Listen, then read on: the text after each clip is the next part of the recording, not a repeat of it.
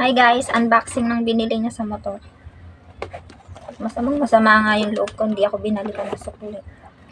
Paano ba to?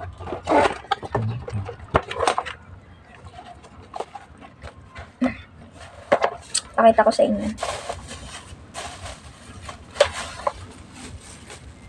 Di ba tatakbo yung motor pag wala na to? Ganun din, bibili din. Domino na. Domino yan. Kailangan yung PS16 pwede. Ganun na. Sabihin nyo sa akin kung pwede tumakbo yung motor kahit wala na to.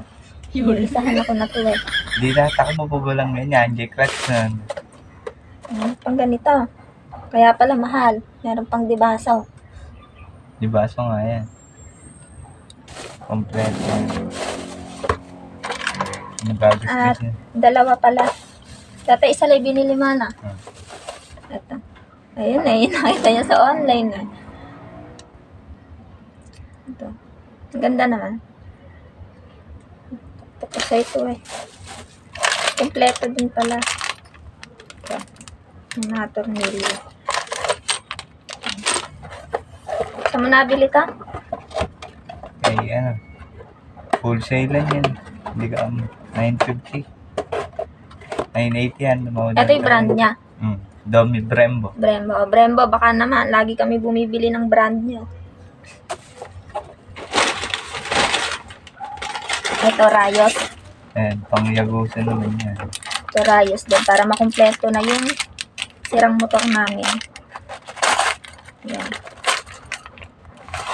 Complete set. Ano nalikulak sa motor mo?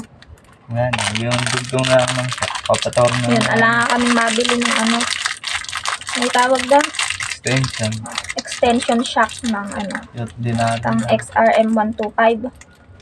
Na ayun, wala kaming mabili. Kung meron kayo guys, comment kayo dyan. Pipick upin namin.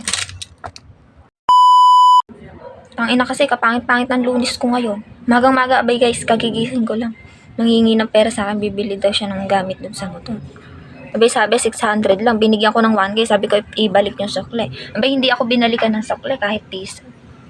Piso na ito, binili niya. Yan, visit na motor na yan. Sakit-sakit nga sa ulo, puro gastos na lang ng motor. Tangina, kung pwede ko lang palayasin dito yan, papalayasin ko na eh. Sige na nga, bye-bye na, bad trip ako.